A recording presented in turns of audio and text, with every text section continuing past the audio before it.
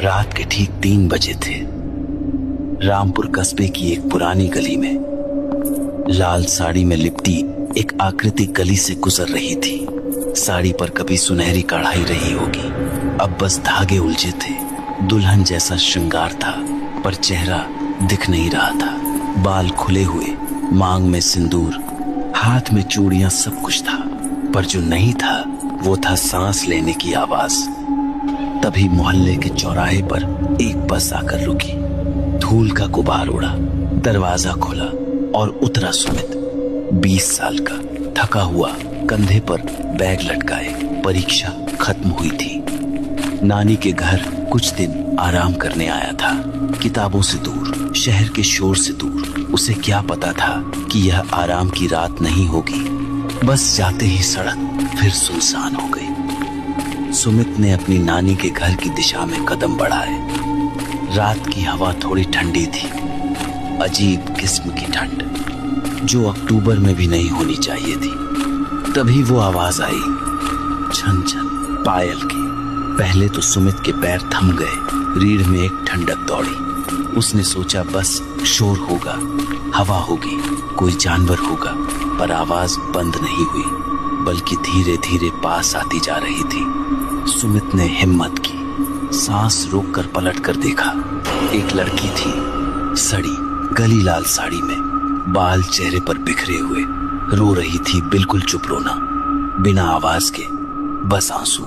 और वो उसी के पीछे चल रही थी, धीरे धीरे, जैसे कोई रास्ता मांग रहा हो, पर मांगने की हिम्मत नहीं थी। सुमित का दिल धड़का, पर वो रुका नहीं। वो उसके पास गया। क्या मैं आपकी मदद कर सकता हूँ? उस औरत ने धीरे से सिर उठाया, आंखें लाल, थकी हुई। हाँ, मेरी मदद आप ही कर सकते हैं। चेहरे पर एक अजीब सी शांति थी। उस रात सुमित को नहीं पता था कि उसने बस एक अजनबी औरत की मदद करने के लिए हाँ नहीं कहा था। सुमित ने उससे पूछा, कहाँ जाना है और इतनी रात को अकेले क्यों है? उस औरत ने कांपती आवाज में कहा, बाजार के पास एक पुरानी हवेली है, वहाँ जाना है, पर रास्ता बंद है। सुमित जानता था वो हवेली गांव के बाहर, पुरानी, खंडहर जैसी। बचपन में जब भी नानी के घर आता था, वो हवेली दूर से दिखती थी। नानी ने हमेशा कहा था उस तरफ मत जाना। उसने कभी पूछा नहीं था क्यों, पर आज वो उसी तरफ जा रहा था। दोनों चुपचाप चलते रहे। सड़क पर कोई नहीं था, दुकानें बंद थी, घरों की रोशनियां बुझी हुई, सिर्फ उनके कदमों की आवाज थी। थोड़ी दूर चलने के बाद एक जगह रास्ता रुक गया। एक मोटे लोहे का ताला था, पुराना, जंग खाया हुआ पर मजबूत, दीवार में लगा हुआ, बाहर से बंद। और उस तरफ जाने का यही एकमात्र रास्ता था। सुमित ने ताला हिलाया, टस से मस नहीं हुआ। वो पीछे मुड़ा कोई और रास्ता सोचने के लिए। तभी उस औरत ने बिना कुछ बोले अपने हाथ से एक पुरानी चाबी निकाली। सुमित ने ध्यान से देखा। चाबी का आकार अजीब था, जैसे किसी ने उसे हाथ से घिसकर बनाया हो। उस पर मैल और समय की परत चढ़ी हुई थी। ताला खुल गया, एक आवाज के साथ। ये चाबी आपके पास कैसे? औरत ने एक पल के लिए चाबी को देखा। मेरे पास हमेशा से थी, बस मैंने खुद को यहाँ से बाहर कर दिया था। सुमित को उस वाक्य का मतलब समझ नहीं आया, पर उसने सोचा कि शायद वो बहुत थकी हुई है, शायद उसका दिमाग ठीक से काम नहीं कर रहा। वो आगे बढ़ता रहा। अंदर से एक अजीब हवा आई, न ठंडी न गर्म, बस पुरानी, जैसे किसी बंद कमरे की सांस बाहर निकली हो। और उस हवा में एक खुशबू थी, गेंदे के फूलों की, वही खुशबू जो शादी के मंडपों में होती है। ताला खुलने के बाद सुमित उस औरत के साथ आगे बढ़ने लगा था। तभी पीछे से एक कड़कती आवाज आई, ए लड़के, रुक! सुमित ने पलट कर देखा। एक बूढ़ा आदमी था, 70-75 साल का, झुकी हुई कमर, हाथ में लालटेन, आंखें छोटी थी। वो मोहल्ले के एक घर की खिड़की में खड़ा था, जैसे घंटों से देख रहा हो। उस तरफ मत जा, और उसके साथ तो बिल्कुल मत जा। सुमित ने उस औरत की तरफ देखा। वो चुप खड़ी थी, पर उसका चेहरा बदल गया था। डर नहीं था उस पर कुछ और था। एक पुरानी थकान, जैसे यह पहली बार नहीं हुआ था। तू बाहर से आया है, तुझे नहीं पता। क्या नहीं पता? जो इस गांव में छुपा है वो तेरी सोच से परे है। सच बहुत भयानक है। रामदीन काका ने लालटेन ऊंची की और सुमित का चेहरा ध्यान से देखा। पिछले 3 महीने में इस मोहल्ले के 4 लड़के गए हैं उस हवेली की तरफ, कोई वापस नहीं आया। सुमित के पेट में कुछ हलचल हुई। उसने पूछा, पुलिस केस, कोई जांच चलना? काका हंसे कड़वी, खाली हंसी। पुलिस ने कहा भाग गए होंगे, शहर गए होंगे, पर मैंने देखा था सबको। सब इसी तरह गए थे, रात को किसी के पीछे पीछे, उसी पायल की आवाज के पीछे। सुमित ने उस औरत की तरफ देखा। वो अब भी चुप थी। काका यह बता रही हैं कि इनकी मदद चाहिए। सब यही कहती है। काका की आवाज में पहली बार दरार आई। एक दर्द था ताजा, बिना ढका हुआ। मेरा बेटा भी यही कहकर गया था 3 महीने पहले, अभी तक नहीं लौटा। सुमित रुक गया। काका ने सुमित को अपने घर के अंदर खींचा, दरवाजा बंद किया। हर तरफ कागज चिपके थे, अखबार की कतरने, हाथ से लिखे नोट्स और बीच में एक पुराना नक्शा। मैं पिछले 3 महीने से यह समझने की कोशिश कर रहा हूँ। काका ने कांपती उंगली से नक्शे पर एक जगह दिखाई। उस जगह को काटा हुआ था और बगल में लिखा था, यहां मत जाना। ये किसने लिखा? मेरे बेटे ने, जाने से 1 रात पहले। तू यहां अनजाने में नहीं आया, वो तुझे बुलाने आई थी। बाहर से अचानक छन छन, दोनों चुप हो गए। सुमित ने खिड़की से झांका। वो औरत अभी भी बाहर खड़ी थी, इंतजार में, पर अब उसका चेहरा सुमित की तरफ था। काका ने सुमित का हाथ पकड़ा। मेरे बेटे को ढूंढ ला। अगर तू अंदर जा ही रहा है तो उसे वापस ले आ। उसका नाम मोहन है। सुमित ने एक लंबी सांस ली, फिर दरवाजा खोलकर बाहर निकला। उस औरत ने पहली बार खुद बात की बिना पूछे।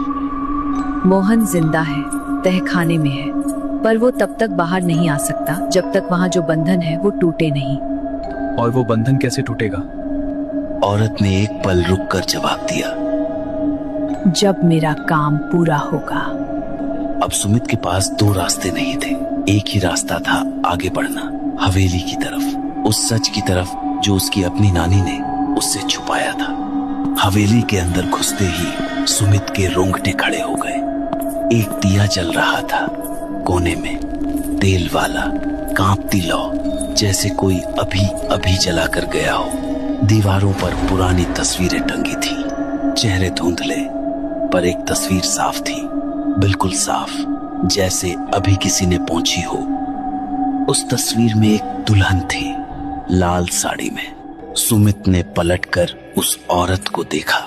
वो दूर खड़ी थी, एक पुरानी खिड़की के पास बाहर देख रही थी, जैसे उसे पता था कि सुमित क्या देख रहा है।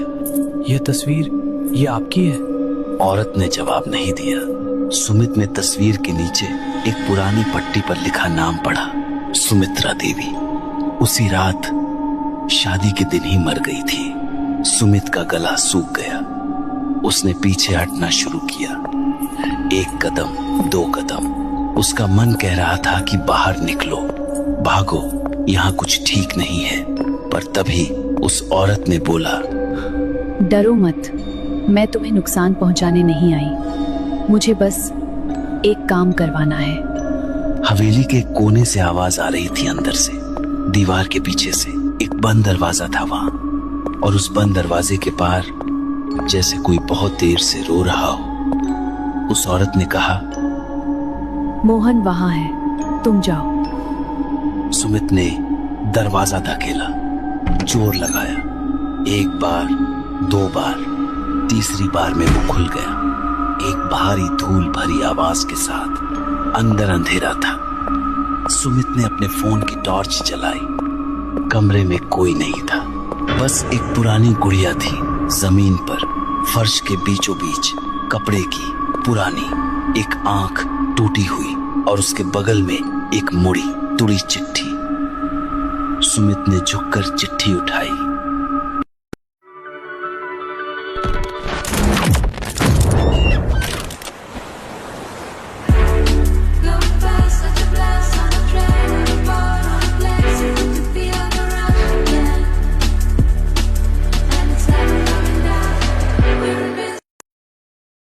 कागज पीला पड़ चुका था।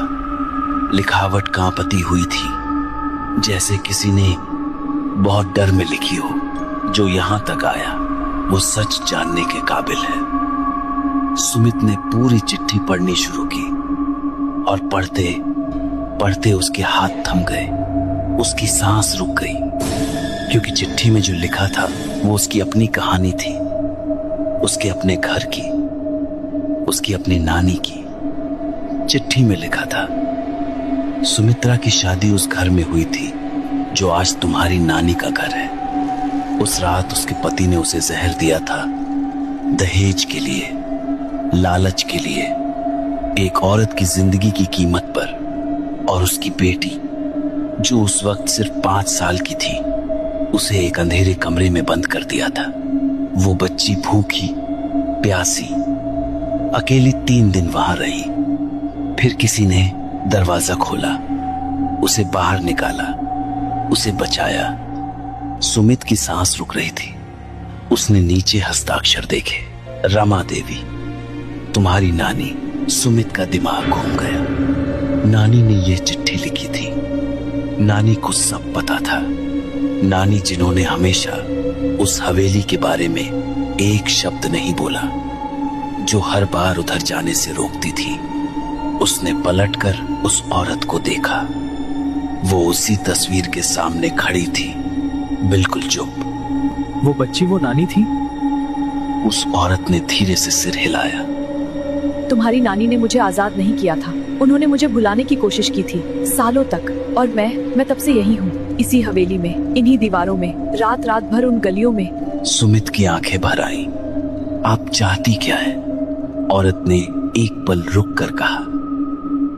मेरी आत्मा तब तक नहीं जा सकती जब तक मेरी बेटी या उसका कोई अपना यहाँ आकर सच स्वीकार न करे। सिर्फ माफी, बस इतना। सुमित समझ गया। वो यहाँ अनजाने में नहीं आया था। बस का उस चौराहे पर रुकना, उसका उस गली से गुजरना, सब कुछ उसी के लिए था। उसने आंखें बंद की और धीरे से बोला, जो हुआ वो गलत था। तुम्हारे साथ बहुत बड़ा अन्याय हुआ। तुम्हें भुलाया गया जबकि तुम्हें याद किया जाना चाहिए था। मैं माफी मांगता हूँ, अपनी नानी की तरफ से, अपने परिवार की तरफ से। तुम जाओ, अब तुम्हें यहाँ नहीं रहना। हवेली में हवा चली, दिया बुझ गया, फर्श पर पड़ी गुड़िया हिली, बस एक पल के लिए, जैसे किसी ने उसे छुआ हो। तभी पीछे से आवाज आई, भाई भाई कोई है? सुमित ने टॉर्च घुमाई। हवेली के एक कोने में दीवार से सटा हुआ एक लड़का बैठा था। कमजोर, आंखें सूजी हुई, होंठ सूखे, पर जिंदा था। मोहन था। सुमित मोहन को सहारा देकर बाहर लाया।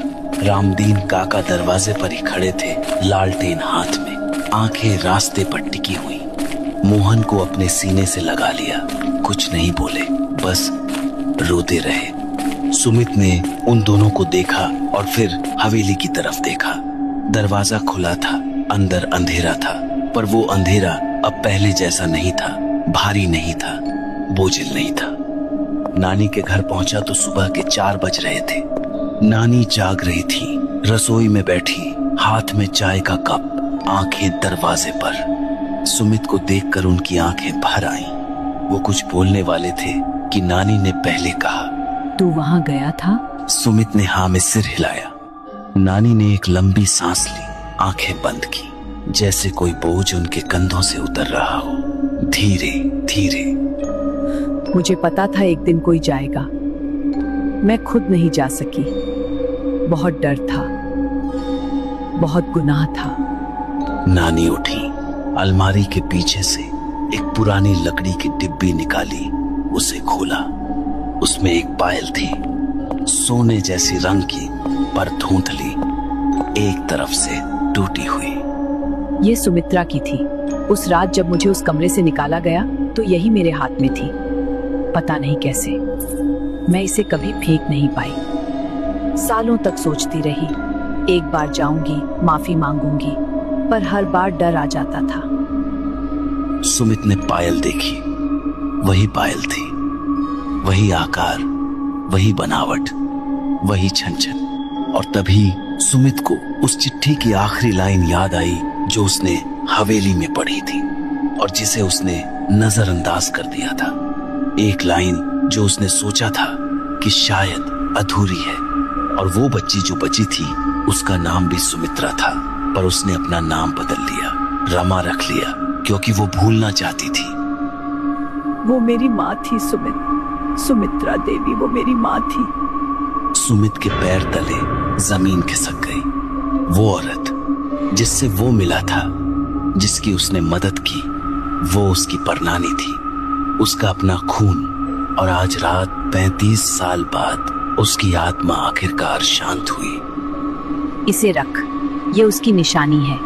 और याद रख, जो भुला दिया जाता है वो कभी सच में नहीं जाता, वो बस इंतजार करता है।